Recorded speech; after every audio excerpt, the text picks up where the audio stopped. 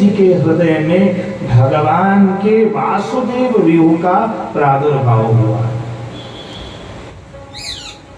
भगवान कहाँ आए हैं? वसुदेव जी के हृदय में। वसुदेव जी वेद स्वरूप है। देखो, वेद के बिना भगवान का प्रादुर्भाव नहीं है। वसुदेव जी वेद स्वरूप हैं, इसलिए वसुदेव जी के हृदय में भगवान का प्रादुर्भाव हुआ। अब जो है वसुदेव जी ने सुंदर श्लोकों से प्रशंसा करते हुए कंस को समझाया। वसुदेव जी प्रशंसा करने लग गए। बचपन के मित्र तो थे ही, मित्रता का वास्ता दे करके वसुदेव जी ने समझाया। वसुदेव जी ने कहा कि महाराज, आपको स्तम बालक से भय है, मैं आपको स्तम बालक सौंप दूंगा। बोलकर घर पे आ गए। अब ये जो वसुदेव जो वासुदेव व्यूह है, इनका काम है मोक्ष देना। तो सबसे पहले अपने माता जी को कंस के हाथ से भगवान ने मुक्त किया है, वसुदेव जी के कहने से नहीं, वासुदेव व्यूह के प्रागट्य से। और वासुदेव व्यूह के प्रागट्य से वसुदेव जी को मुक्त किया, देवकी को मुक्त किया। और देवकी को मुक्त करने के बाद महाराज अब अपने 6 भाइयों को भी मुक्ति प्रदान करेंगे। 5 बच्चों का जन्म एक साथ हो गया है, मतलब एक के बाद एक। आप सबने वो सीरियल में देखा होगा कि एक बालक का जन्म हुआ, कंस के पास ले गए, कंस ने उसको मार दिया, फिर दूसरे को मारा। ऐसी कोई घटना नहीं है। श्री महाप्रभु जी ने बहुत सुंदर आज्ञा की है कि वसुदेव जी कुमारों को लेकर गए। किसे लेकर गए? तो कुमार सब 5 साल से ऊपर के ही होते हैं, अथवा तो जो 5 साल तक के होते हैं उन्हें कुमार कहा जाता है। तो कुमारों को लेकर के गए। कंस ने प्रसन्नता जाहिर की। वसुदेव जी की जो सत्य व्रतता है उस पे प्रसन्न हुए। और कंस ने कहा कि इससे मुझे कोई भय नहीं है, वसुदेव तुम इसे ले जाओ। लेकिन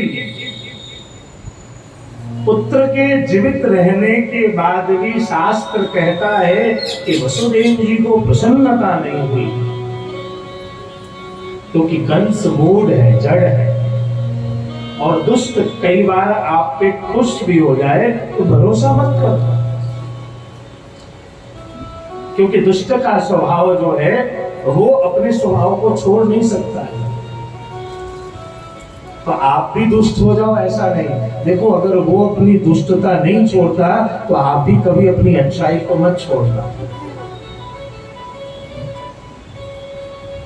वसुदेव जी घर पे आए। घर पे आते ही कंस के पास नारद जी का आना हुआ और नारद जी ने कंस को बहुत जबरदस्त तरीके से भड़काया।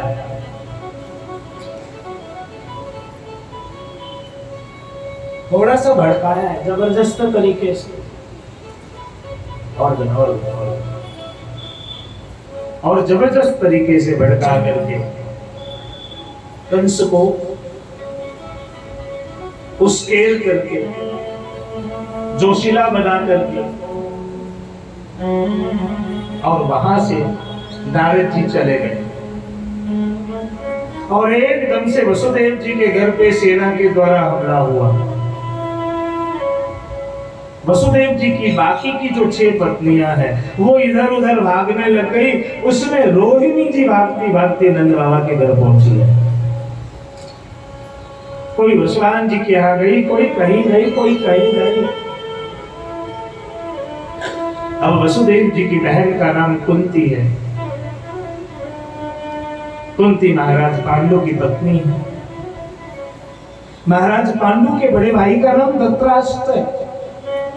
और महाराज धृतराष्ट्र के 100 पुत्र और इतनी बड़ी सेना, जो सेना चाहे तो कंस को 1 मिनट में रोक दे। लेकिन यहाँ धृतराष्ट्र बैठे। धृतराष्ट्र ने उस समय सपोर्ट नहीं किया वसुदेव जी को। वसुदेव जी कैद कर लिए गए, देव की मैया कैद में चली गई, हाथ और पांव दोनों में बेड़ी है। देवकी के सामने उसके बच्चों की हत्या हुई है। पूरी पृथ्वी, पूरे देवगण, देव मनुष्य गंधर्व किन्नर सब के सब हाहाकार करते हुए पूरे पृथ्वी पे पापाचरण हुआ है, रक्तपात हुआ है। छाती पीटती पीटती देवकी जेल में पहुंची। भगवान भी पहुंच गए। भगवान ने देवकी की स्थिति को देखा। पूर्व जन्मों के सब कर्म बंधन है।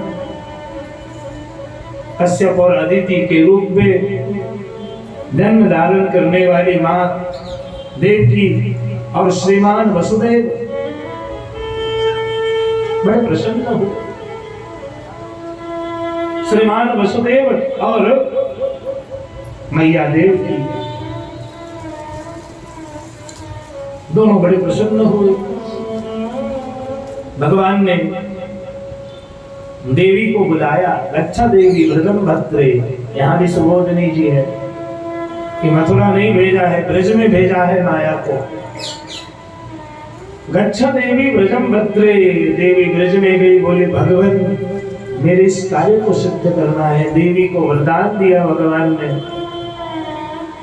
काली विजया चंडिका नाम से आप कलयुग में पूजित होंगी।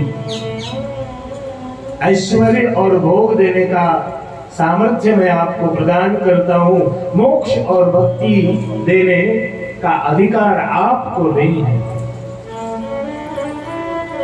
इस प्रकार से वाणी बोलकर भगवान ने एक जवाबदारी सौंपी है।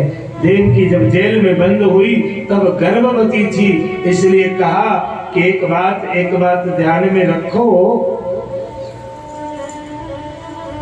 देवकी के छठे गर्भ को लेकर रोहिणी के गर्भ में स्थापित करो। देवकी का छठा गर्भ रोहिणी के गर्भ में स्थापित हुआ है।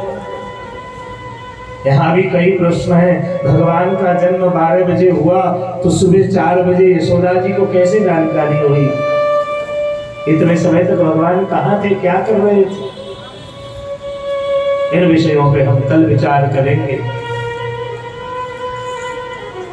और इधर रोहिणी के गर्भ से बलदेव जी का जन्म हुआ है और अष्टम गर्भ को धारण करके स्वयं परम कृपालु परमात्मा अब जब गर्भ में पधारे, देव की मैया के गर्भ में, पूरा जेल प्रकाशित हो गया है। भारत का सूती का ग्रह आज धन्य धन्य हो गया है।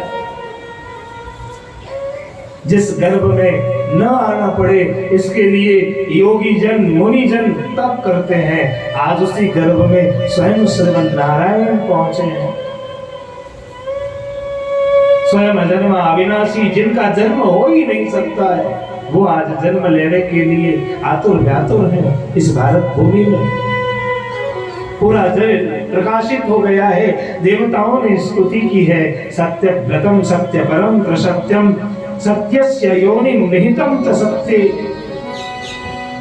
सत्यस्य सत्यं मृत सत्य नेत्रम सत्यात्मकं त्वां शरणं प्रपन्नः। देवताओं ने स्तुति की है। भादो का महीना, अष्टमी तिथि, बुधवार, रोहिणी नक्षत्र और मध्य रात्रि के समय में अतः सर्वगुणोपेतः काल परम शोभनम् ये हिर्वाजन्म जन्मक्ष शान्ताक्षग्रहतारकम् दिशः प्रसीदुर्गगनं निर्मलोड्गुणोदयम् महीमङ्गलभूमिश्च प्रग्रामव्रजाकल दिशः प्रसीदुर्गगनं निर्मलोड्गुणोदयम् महीमङ्गलभूमिश्च प्रग्रामव्रजाकल नद्यः प्रसन्नसलिलाः दाजालगुहस्त्रिया द्विजालीकूलसन्नादस्तवकावनराजय बभौ वायुः सुखस्पर्श पुण्यगन्धब्बः शुचि अग्नयस्य द्विजातीनां शान्तास्तत्र समिन्दत मनास्यासन् प्रसन्नानि साधुनाम सुरद्रुहां जगो किन्नर गन्धर्वा तुष्टवो शुद्धचारणा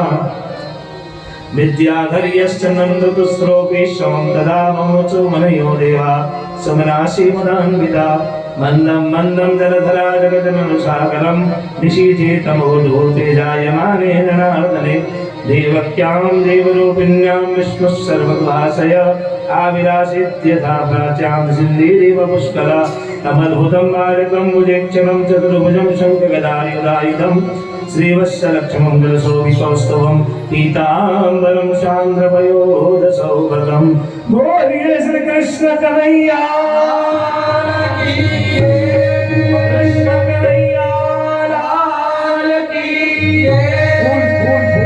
कृष्ण कन्हैया लाल की।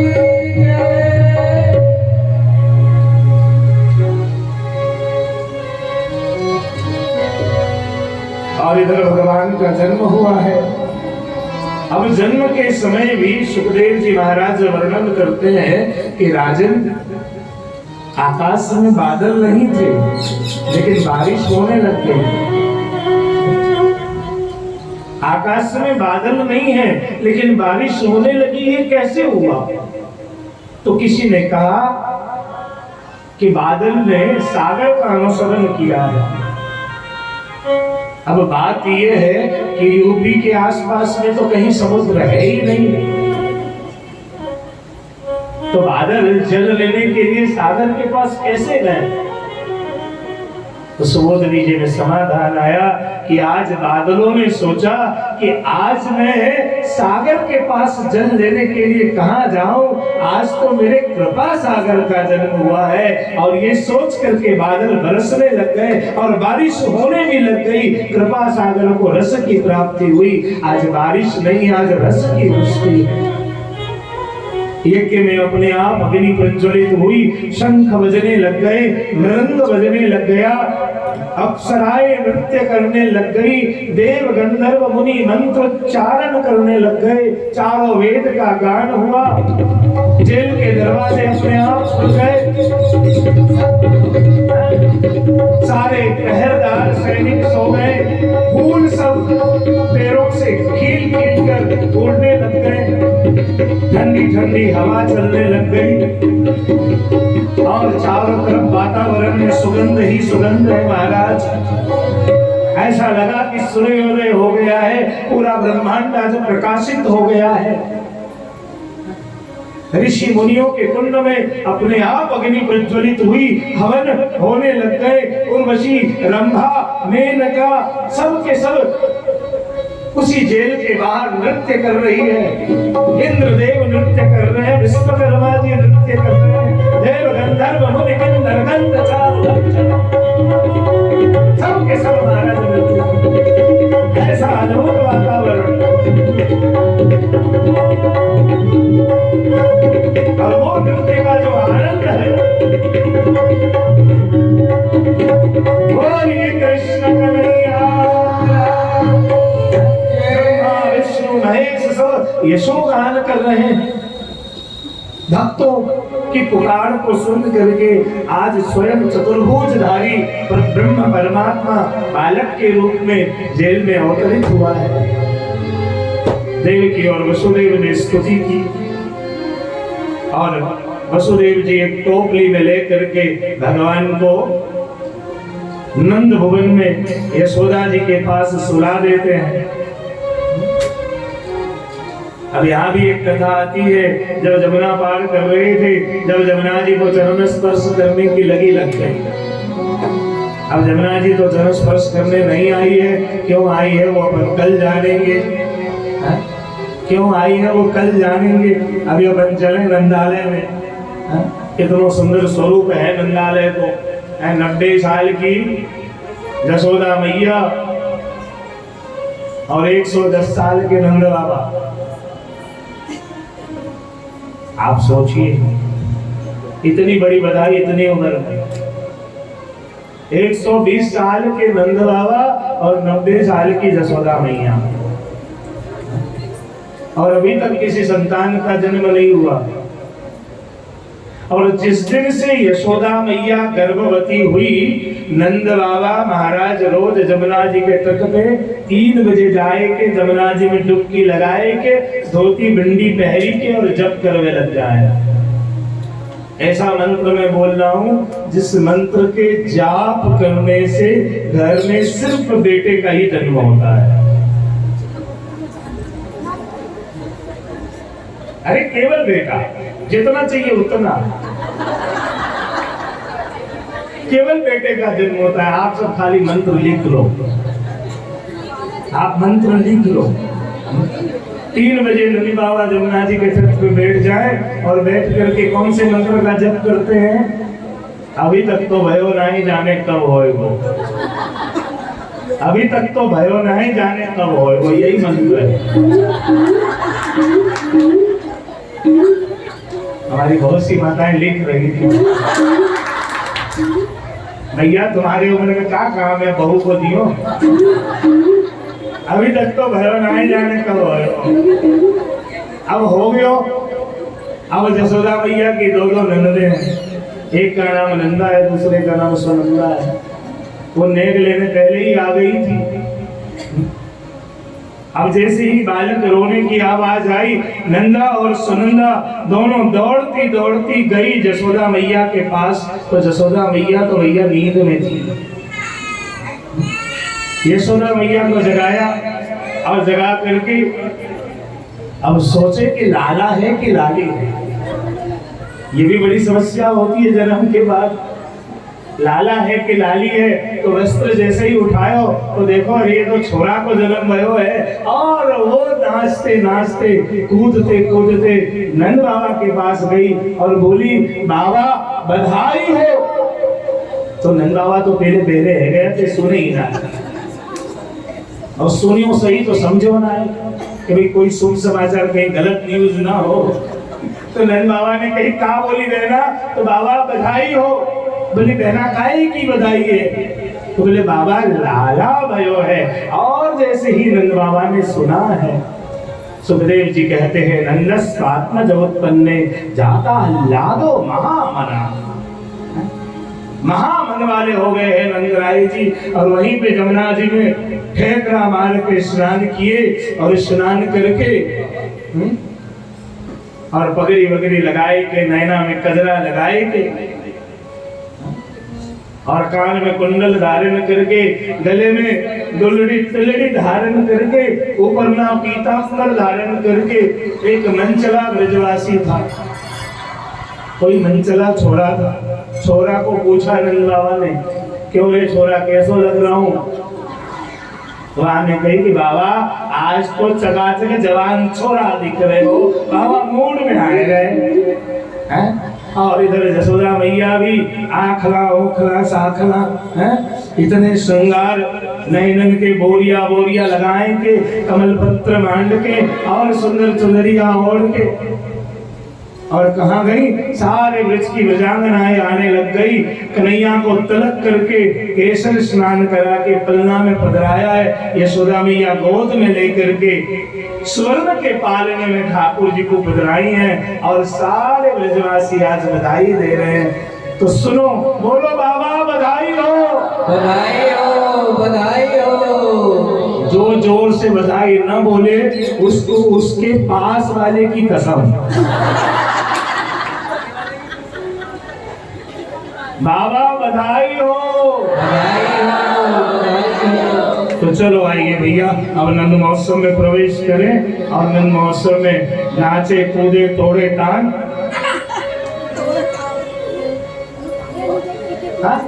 ऐसे ही नंद महोत्सव का गायन से आनंद लेंगे और जो बधाई है वो आप तक अपने आप पहुंच जाएगी। बधाई सबको लेके जाना है। साथ ही अपने हाजीपुर बैठक जी के लिए गौशाला की सेवा रानी बहन और बहन जी सबसे संग्रह, मालनी बहन संग्रह कर रही हैं। उनके पास अपने बैठक जी की गौ माता पितृपक्ष और दान के दिन है, तो वहाँ और यहाँ भी सबको बधाई देने हैं। सब संगीत वाले पंडित जी दिल खोल करके सब जगह बधाई पहुँचाने हैं। तो आओ, बोलिए कृष्ण कन्हैया आषाढ़ उचारम मेघ मलारम